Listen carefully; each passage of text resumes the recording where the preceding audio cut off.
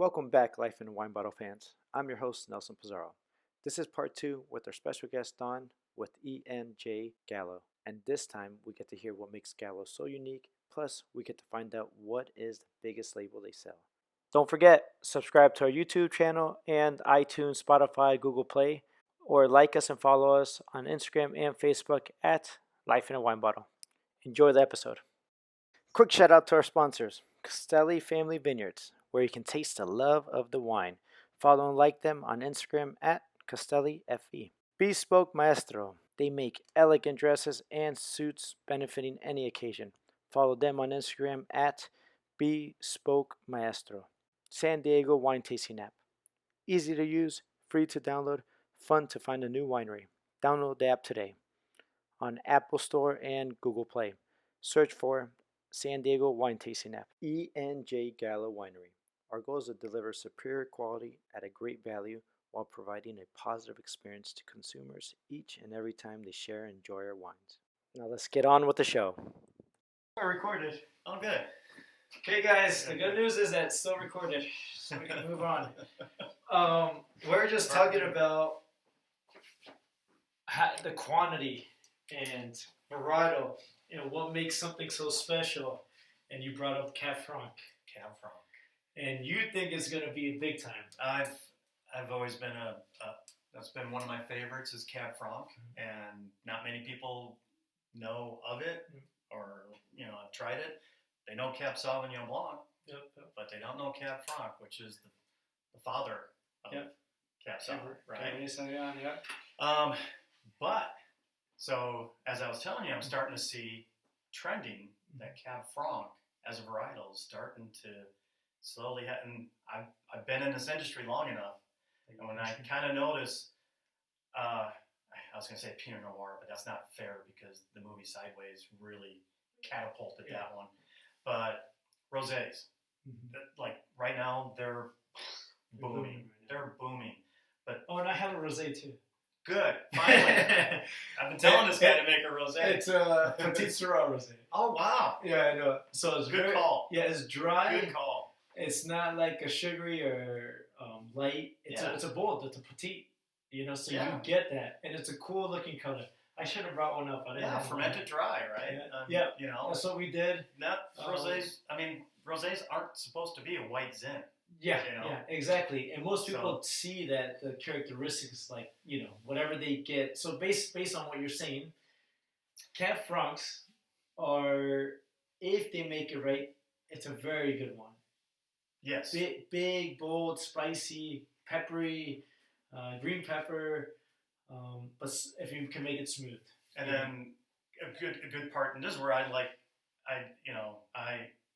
cherish our relationship because I can talk to you as a grower and the winemaker because I'm not involved in that, right? So that's where I get to, chat with you from time to time. And live for a little bit. So Cab Franc is one of the first ones to complete veraison, right? Aren't they one of the first grapes to be ready to harvest? They bud first? That varies. Yeah? In different regions. Depending on the weather. Yes. So the terroir. That's super important to know that, to understand that, because you will get a lot of people coming from France telling Napa how to do something. Yeah. And then Napa telling, San Luis Obispo, or San Luis Obispo telling us, or Napa telling. Different. Yeah. And we physically live in an area that, in San Diego, that is 13 different microclimates. And what that means is my neighbor, literally, they have VNA. Yeah. Okay. Literally, I will say they're at 1,700 elevation. We're at 1,600. We picked our VNA, let's just say on August 10th. Yeah. We picked their VNA because we used it on August 20th. And it wasn't ready on August 10th. August 10th, theirs was at 21, and ours was at 23. And what are we talking about with these numbers? 10 days later, the sugar content. The bricks? Yep, the bricks. 10 days later, theirs got ready. About 10 days after. That's long. And it's literally 1 mile. It's not that far. Not even a mile, I don't think. It's right half a mile. So then when people say that about the budding and all that stuff, Yeah. it just you have to live the vineyard. You have to be with the vineyard to understand Sure. when it goes. So to answer your question, the Cab Franc usually is one of the last ones for us. Wow. Believe it or not. Wow. That one, Okay. Syrah, Cabernet Sauvignon, Petit Verdot is usually the last. Okay. And that's Right. most common for everybody. Yep. But yeah, so that's to answer that question.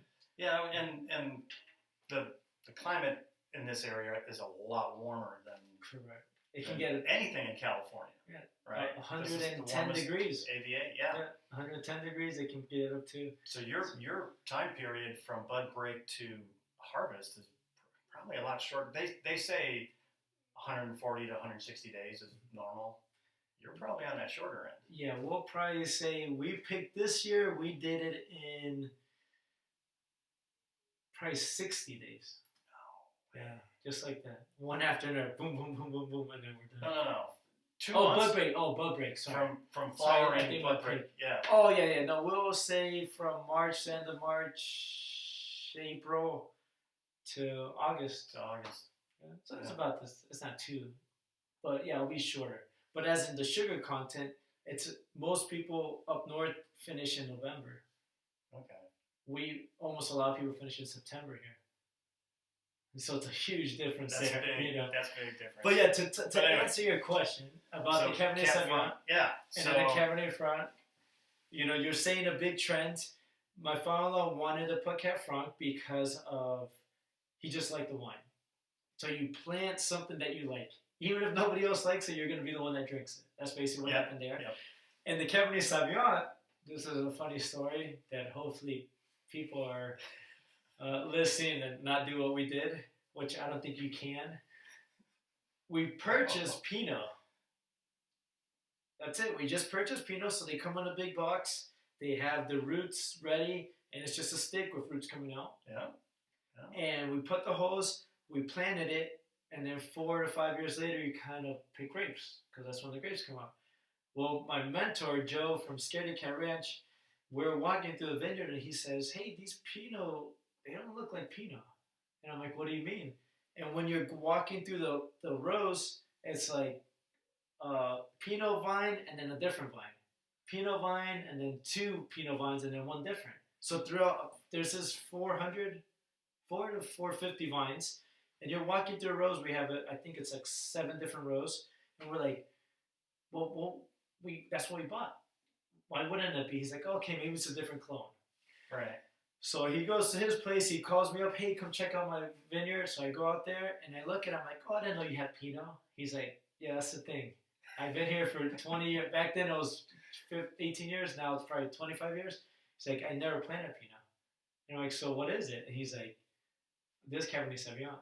And I'm like, so you're telling me we planted Cabernet Sauvignon? He's like, yeah, they sent you the wrong vines.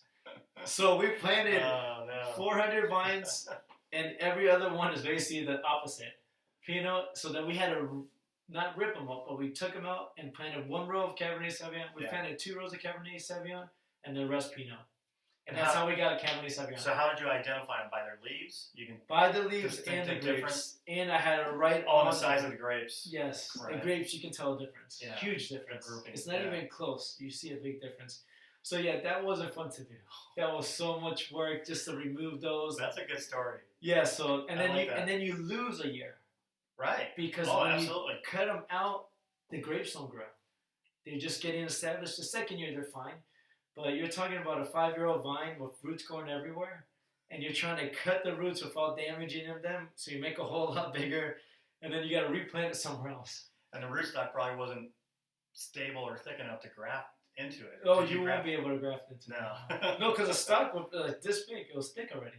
Yeah. So you can't, the graft, you can only do about a penny or a pencil size. Yeah. You can't do it that big. That's a huge. So yeah, that wasn't very fun. Wow. But yeah, so that's how we got into that Cabernet Sauvignon. That's good to know.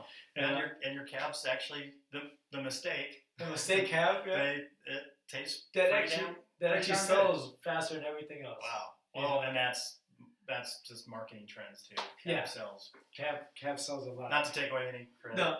credit Cab to is that great. it's good, But people know it more. but people also just want cabs.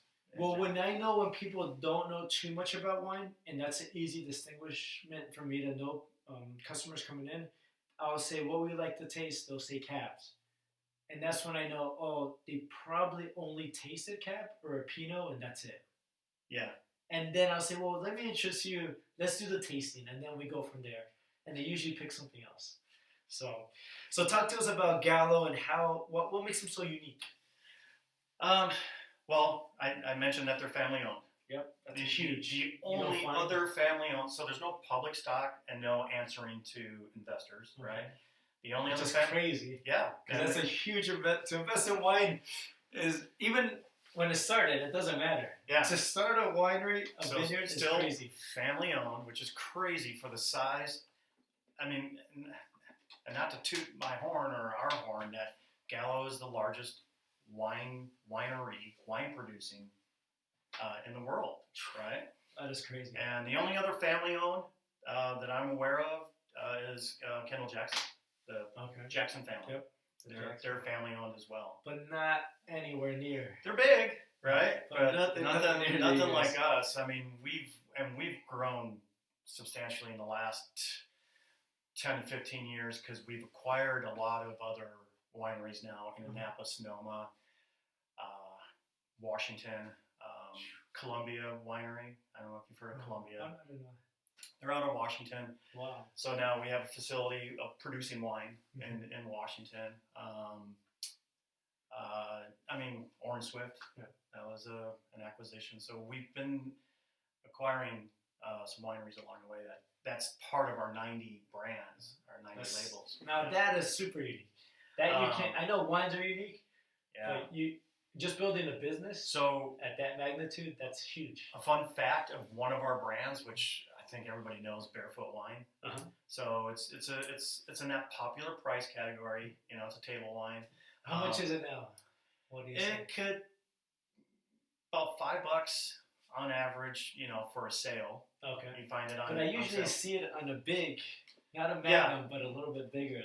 Magnums, yeah. I mean, we have 750s. Maybe and we have Magnums. I usually see them in Magnums, I think. And Magnums, well, I mean, and that's the value consumer. Yep. Get more for your buck, right? So those can be anywhere from $8 to $10, maybe $12. Which is a crazy deal for 2 bottles of wine. Which is crazy. 2 bottles of wine in a Magnum, right? That's incredible. You know, Gallo has kind of their heritage labels that they just the Gallo label itself, which is on the big bottle. I mean, those can go from $5 to $7, and that's 2 bottles of wine in there, right?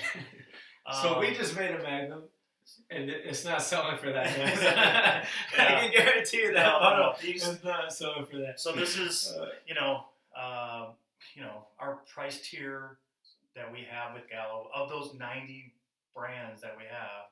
I mean, we have our version of $2 Chuck.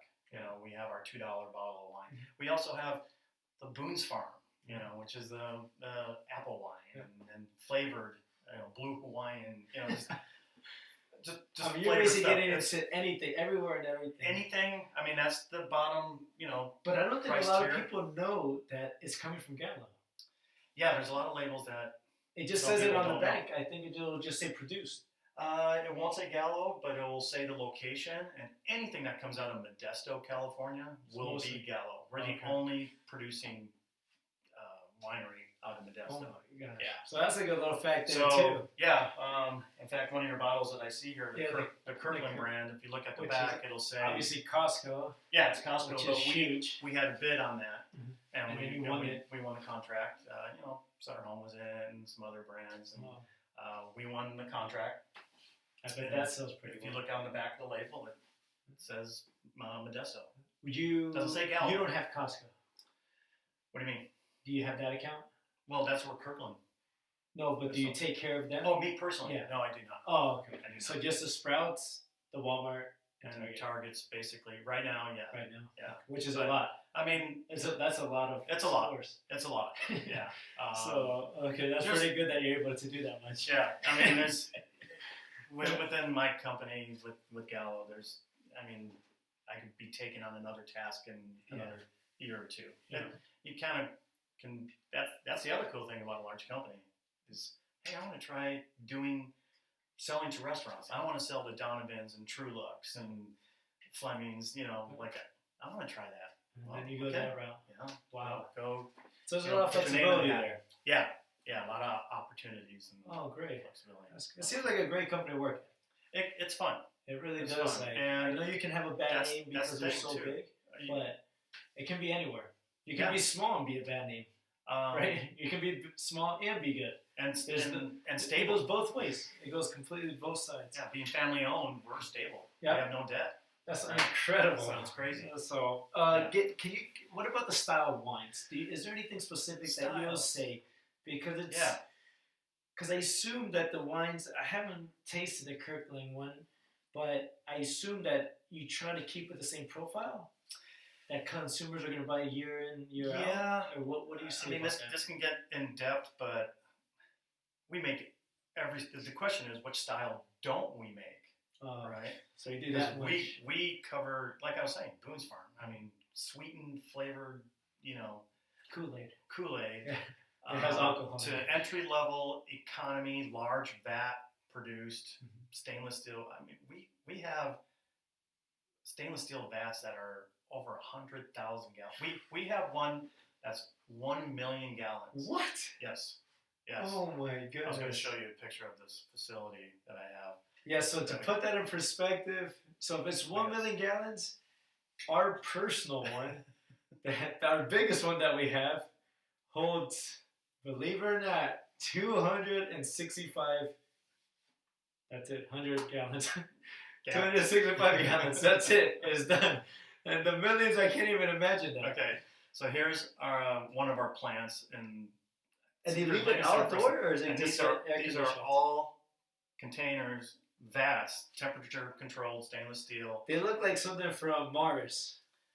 They can see it from here.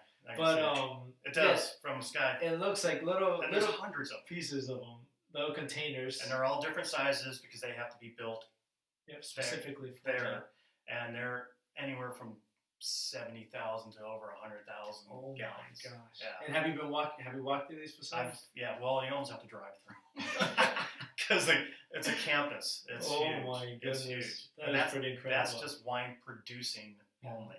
Holy moly! Imagine the semi that trucks is that so come much in grapes and dump and you can't even pressing. I can't even imagine. Yeah, that is crazy. That's they're mind blowing. How much wine that is. Crazy. All right, so it's super hard to tell. Styles.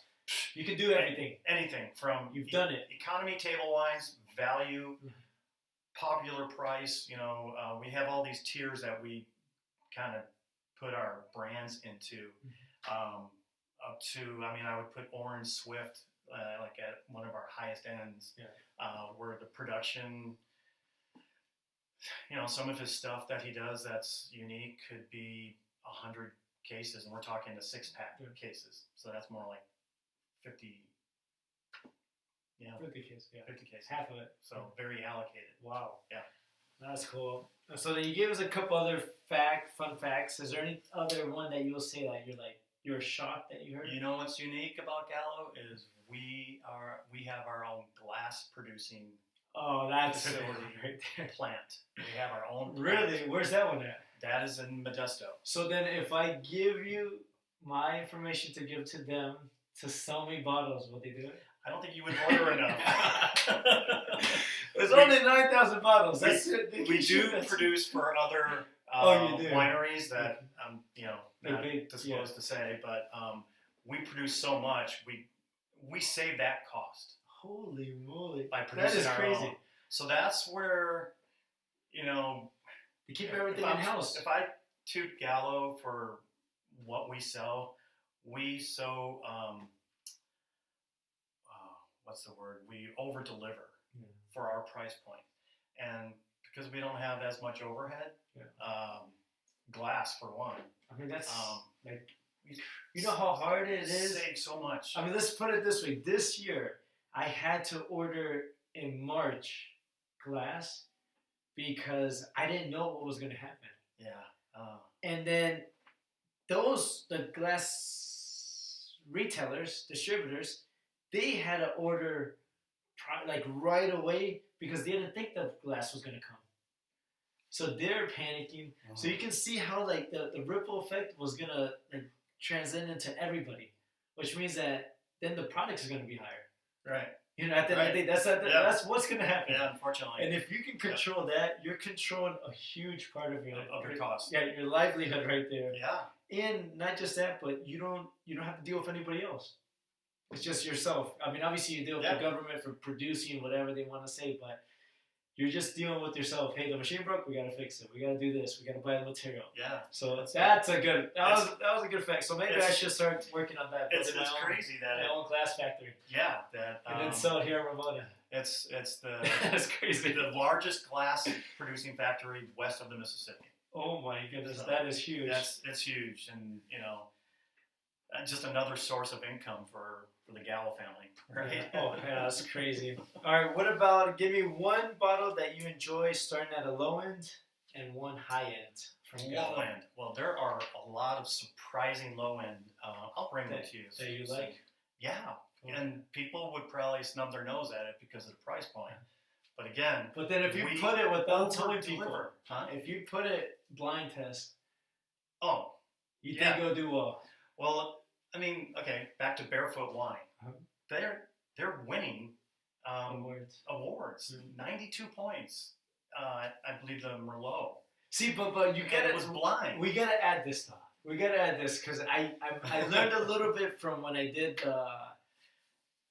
one of the podcasts.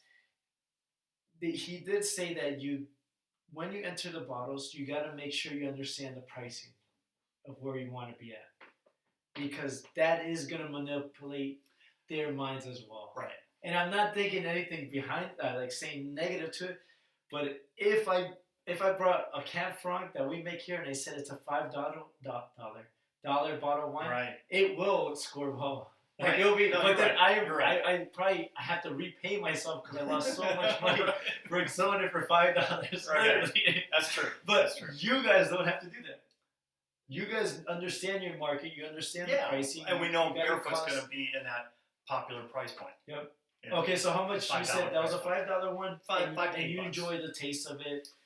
Well, that's not my pick. Oh, that was an example of how we over deliver on a lot of our products. Like I personally, and I don't want to offend anybody in the Gallo family, but we do undersell some of the wines. The juice that's in this bottle is like, are you kidding me? This should be going for so much more. But we're gonna make probably the difference somewhere else. Yeah. So you don't know the background. They might be doing something else differently too. Their business, because obviously you're in a different area, and I'm not in that. So that makes sense. That completely makes sense. But I think our Zinfandels that we make are phenomenal. Our winemakers they must all taking care of the Zin. Oh my gosh, they're so. Nice. They're so. And that's a hard grape to grow. Yeah, that really is a hard one. They're so jammy, just the right balance with tannin and acidity and all things considered. So there's, I guess we call that the low end. It's probably around $5. Mm-hmm. It's called Dancing Bull. Dancing Bull Zinfandel. So try that one out, guys. If you go down the store, and I assume that's everywhere. It's pretty much everywhere. Pretty easy at Walmart and Targets. It's not in my Walmarts and Targets. But it's another. I mean, I think I've seen it in Vaughn's, Data. Okay. Those kind of stores. Just because it's not a Walmart type, but it is in Vaughn's. It's just they didn't want to. They wanted to carry. Certain. They only have so much room. Okay. So. And then a big, a more pricier one that you find at one of your stores. So. That you want me to be at one of my stores that we can find more often, because the bottle that you show Papillon is not at all my stores. It's going to be in your more premier stores. Then I would go with a label Ghost Pines, which I mentioned earlier. Ghost Pines? Okay. Ghost Pines. So you like, what's that one specific then? Is it Cab or? It's Cab, Merlot, Red Blend.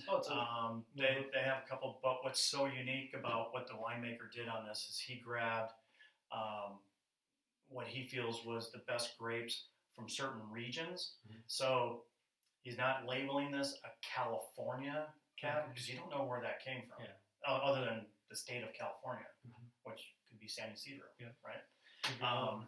All over, yeah, my backyard. Yeah. I don't know, but he has the percentages that he took from Napa, from Mendocino, from Sonoma, and like certain regions, he'll have the percentages that he took to make that particular Cabernet, right? Wow. And it's like, That is wow, pretty cool. Lake County, and Alexander is good. Yeah. It's a good area, and Napa is good. So he makes this blend for that particular one, and it's pretty amazing. And what's the cost of that one? And that's not too expensive. $20, That's pretty good. $20 to $25. I think that's pretty reasonable for a lot of people to purchase. Yeah. Obviously, the $5, yes, that's like okay, I can get that. But when you go to the 20, that's pretty higher end for something. That's getting there from what I see in my accounts. Yeah. There's not many that are over 30. Okay. There's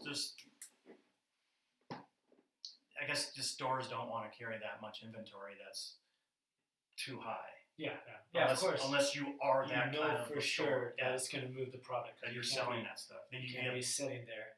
Yeah. And now, based on that, what would you say is the biggest label that you currently sell? Oh, Barefoot. Barefoot's number one. Barefoot's number one. Wow. We just kind of did our numbers on it. We're doing about 70 million cases of Barefoot annually. So of that billion, 70 million. Wow. Of all types, all sizes, all varietals. Is Barefoot. Is Barefoot. Where did that name come from, do you know? I don't. I know Jen Wall is the winemaker for Barefoot, and she always has been. And we acquired Barefoot back in 04, 05. Oh, okay. So they were their own, winery on their own, and since we've acquired them and helped produce, and it's blown up with our sales force and how many accounts we touch from our distribution. Okay. Barefoot would be the number 4 winery in the world right now with those kind of numbers. So if we even took Barefoot out of our not even say it's Gallo, it's still just made it its own winery, it would be the number 4 winery in the world. That is nuts.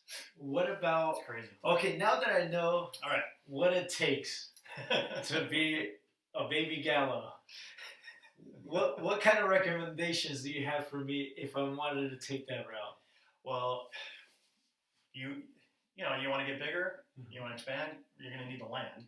Okay, right. Land. Oh, I can get grapes. That's no problem. Right. This year, actually, I could have got a lot of grapes. True. So now facility. Okay, facility. So I gotta put have a to start looking into buying a million gallon vat and take that title away from Gallo, because back in the 70s there was this tank wars, as they call it, amongst the wineries in Northern California, and Gallo won with this 1 million gallon, which I already paid for itself right now, I assume.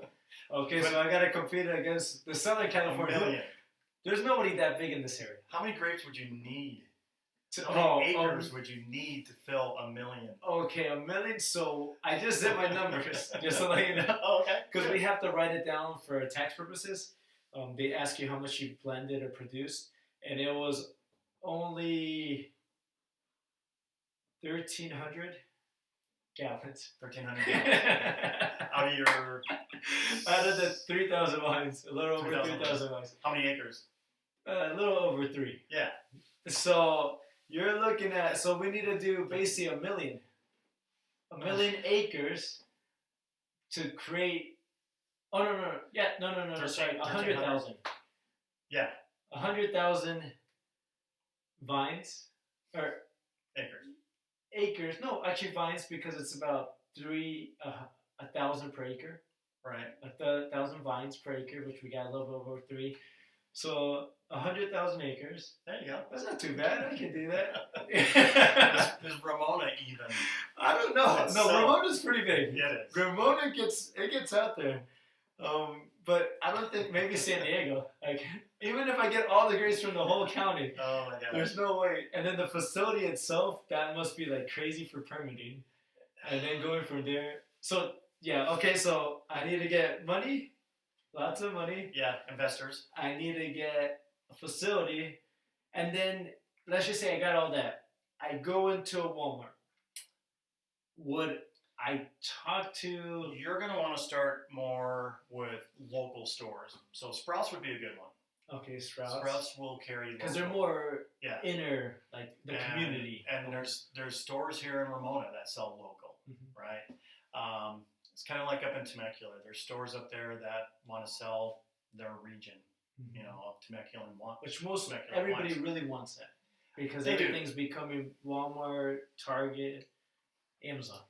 But it's hard to get into those big box stores because they're so corporate and they kind of want their stores to look the same. Beautiful. No matter which one you're walking in, you're going to feel like, wait, I'm in the one that's in Poway. Yeah. But where am I? No, I'm in Escondido or something, you know. Yeah. They kind of want it to look the same, but the only thing that's different is the size of what they carry in some stores can be like linear foot, 16 feet long. Okay. And then you go into Poway and it's 33 feet long. So they're going to carry a lot more, but everything is decided by their corporate of what they're going to carry. So there's no local guy that's going to be able to get into a big box store like Target and Walmart. Yeah. That makes sense. Yeah, they're so big. It's a legality thing when it comes to the ABC, you know, beverage control. So, but you know, you go for the local stores that can bring it in. Sprouts, what else is out there? I don't know. They're all going out of business. Yeah. And Albertsons went out of business in Poway. And Aldi. Oh, Aldi. Yeah. I don't know what that one's gonna be, but that's kind of like a Smart and Final-ish. Yeah. Like warehouse shopping. So, like so advice, you're gonna have to have the inventory. Oh yeah. To get into that, you know. So the way you're doing it is right. Like, build up your clientele. Get your membership base going, so you're moving product that way. Your tasting room, and kudos to you, man. The way you are taking care of this place, and growing it, and pizza oven outside, and you know, podcasts, and you know, you're doing the right stuff to get yourself to be a Gallo. Yeah, baby Gallo. A big guy. Yeah, big guy. You're doing it. You're getting yourself known. Perfect. Thank you for that advice and compliment. Sure. One quick thing. How long do you think Gallo, Barefoot is keeping their wines and their stainless? How long? Yeah. Just through, because, not all their wines they're putting into oak at all. Correct. And, you know, and there's production shortcuts that if you do want to do wood, it doesn't actually have to sit in a barrel. In fact, we have large wood vats, oak vats, that are 70,000 gallons made out of wood. But wood influence. But those have to be indoors because they're not climate controlled. You can't control that. Stainless steel. So, or you can put wood chips in to draw. So are they doing that with, do you know? They'll do it with some, but for Barefoot, basically they sit in the vat till fermentation is complete, right? And then whenever it goes into bottling pretty darn quick. They move so much product. That makes a ton of product. It gets into production. Yeah, you're not going to see vintage dates that are that old. Yeah, I never noticed. Yeah, I was Barefoot. always wondering about that. Okay. Yeah, Barefoot does have vintage dates. As you go lower into the grade or style of wine, I don't even know if your Yellowtail, if that has a year on it or not. The Kirkland probably does not. So you get into areas where, it does have a year. 2013. Okay, so it does have a year. I think you actually have to, label-wise. I think you're supposed to have. That's what I'm saying. Some of our economy wine, like say Carlo Rossi, the jug wines and stuff, don't have vintages. Yeah. Interesting. So never looked at those. All right. Yeah. So before we close up, a couple last questions. any goal or dream that you have to finish? I know you were mentioning to get your more certifications. Yeah, with eventually, the company or yourself. eventually, because I know I won't be doing this for the rest of my life, but what I can see myself doing, being an educator, you know, kind of, you know, Lisa Redwine, Oh, cool. Maurice, or even just doing private held educating things. I'm really finding a lot of joy in teaching wine, but in layman terms, for people who are like, oh, I don't know enough. It's so overwhelming. Da, da, da. I'm gonna bring it to where it makes sense. Oh, nice. And it's not gonna be so confusing and overwhelming. And just take the time to, like, we'll stop there. Like, because it's starting to get overwhelming. We'll just stop there, and we'll continue next time or something. Oh, cool. Something like that. Yeah, so you really enjoy it. You really enjoy passing on what I'm learning. Cool. Educating. That's really nice to hear. I kind of, I guess, I've coached. I kind of like you, an athlete, played baseball in my career, and then when you stop playing that, you coach it. Yeah. Right. And so you're educating with coaching soccer. When I was coaching baseball, I really felt a feel-good feeling in educating and teaching something that I could pass on. So same here with the wine. As I'm learning stuff and I can tell people, they're like, oh, okay, oh, that makes sense. Oh, it's not so scary. It's not so intimidating. So yeah. Oh, nice. And then, is there any commercial for Gallo that you can say real quick, and any specials going on right now that you have for your Walmarts and Targets? You want to share? Specials are constantly going on, so I'll just hit that. That's always going on, and specials are at every single store. Okay. The winery will pick brands from time to time and do a price reduction. Okay. And that's across the board. So then that applies to everyone, right? So I can't just do it for like, hey, Walmart, I can sell you, X amount. a Pothic for this, but don't tell anybody. That's illegal. Okay. So specials, you just check your ads. Okay. Or walk through the stores and look for the sale sign on it. But how would they know it's Gallo? Because we kind of addressed that earlier. You're really not going to know unless you look up Gallo and you see what brands we represent. So that would be the only way to figure out, really, because that's... Yeah, and it's not like we're trying to hide or anything. I mean, we do have our Gallo branded wine. And which is easy to find. That's easy to find, and that's kind of one of our heritage wines that we grew up, or have grown with since 1933. Like a Gallo labeled wine with Gallo family on the label itself. It's that'll always be there. Yeah. Because there's a consumer base that just they know it, they like it, they go to it, and they're always going to buy that. Nice. But as far as a commercial, because Gallo doesn't really advertise themselves. Yeah, you don't see now. Like if you drive they're not past, selling Rose, right? No. Yeah, they're not. Right. I mean, I see those all over the place, but Gallo, so part of being family owned and private is, they're just not. We're not one. Just recently, we've kind of put advertising on our delivery trucks. Okay. For the longest time, we were just white trucks, and nobody knew. And our facilities don't have big lights of Gallo Wine Company. Come do a tour. You would drive through Modesto or Fresno, and you'd see our wine producing campus or whatever, and there's no names or marquees, doing that. But kind of our mission, like our goal or mission is to have a bottle of Gallo wine in every household. Which I think you're pretty close. Probably. Well, actually, our marketing numbers on that is we're in 25% of homes. Holy! So 1 out of 4 bottles being sold is a Gallo. Because I got the other 75%. That's why. But that was only to 100 homes. Yeah, and the commitment to deliver quality. We over deliver on quality. So another fun fact, going back to Ernest and Julio. So when they started the company, they were 22 and 23 years old in 1933. They had inherited close to about $6,000. they put it all in Mhm. and bought some land in Modesto to start a winery, and and then it just grew from there.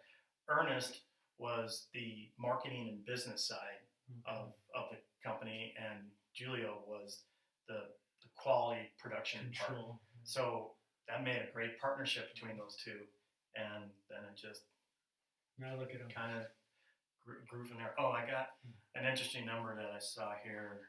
Let's hear it. Let's see. So they started with $6,000 capital. That value today is like $125,000. Like Okay. to start a winery, Yeah. $125,000, and this is where they're at right now.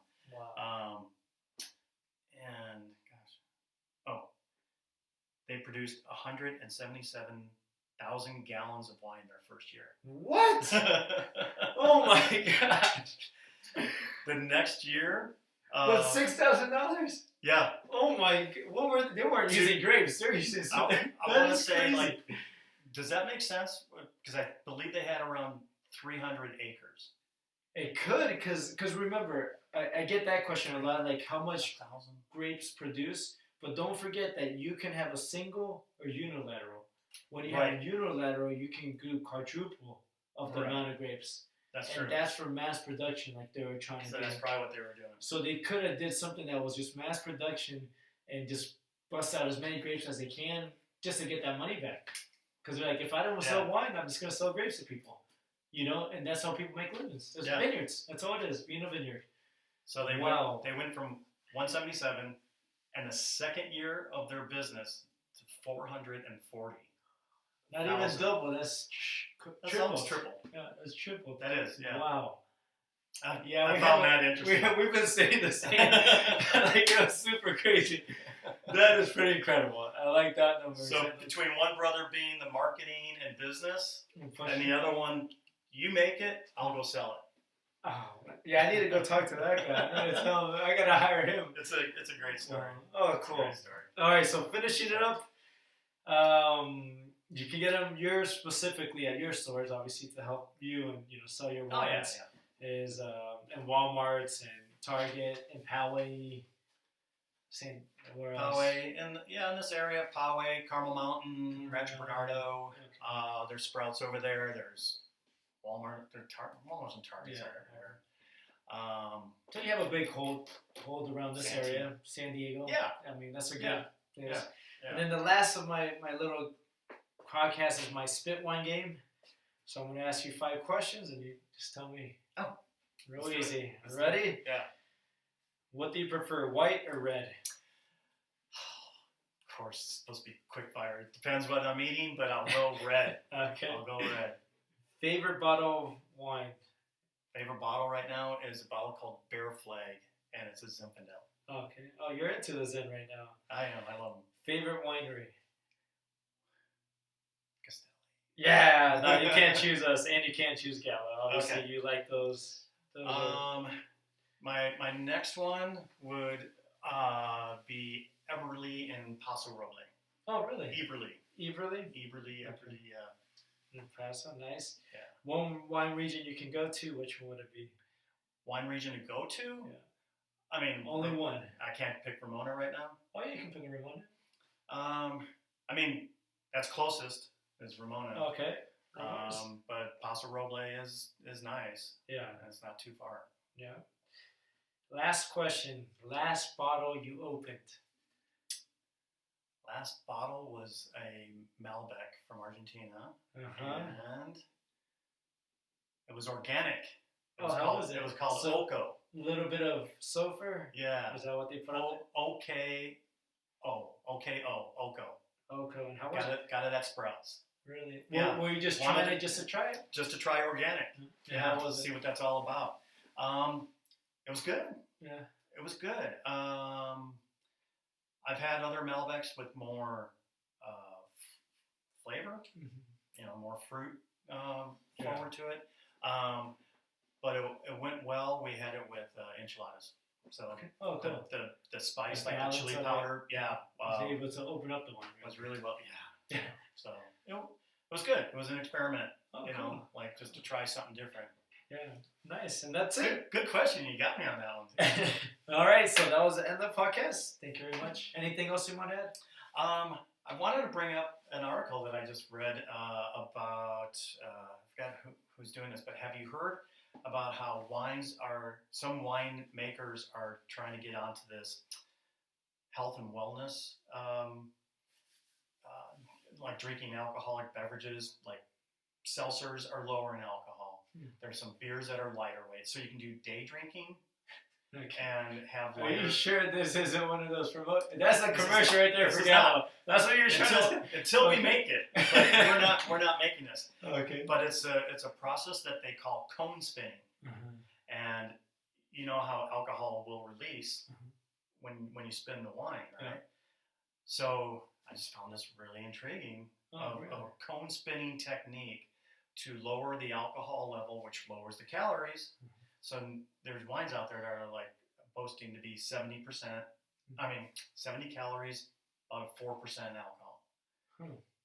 I just thought. So that is an easy intriguing. drinking. Yes, that's an That's easy drinking, sure. and it's this new category of consumers that are health and well-being minded when they're buying stuff, which is part of this seltzer craze. Wow. That's going on, right? No, I haven't heard of it. Because they don't want to drink the heavy IPA, so they'll drink the seltzer. Interesting. No, Yeah. I haven't read it. I haven't heard of it. Yeah. Yeah, that's a fun fact. That is fresh So let's see. off the press. Yeah, let's see what happens now. Let's see how this trend's going to go after that one. So, All thank right. you very much, and that's it. We appreciate your time. Thank you. That was the end of our episode. Thank you very much, Don with Gallo, for your input, recommendation, and advice in the wonderful world of wine. I had a great time learning from you, and I know our listeners did as well. If you have any questions for Don, please reach out to him directly on his Instagram at TEXPO22, and also follow ENJ Gallo on their Instagram at Gallo Family. Don't forget to subscribe to our YouTube, iTunes, Google Play channels, and also follow and like us on Facebook and Instagram at Life in a Wine Bottle. Thank you for listening. I'm your host, Nelson Pizarro, and we'll see you guys next week.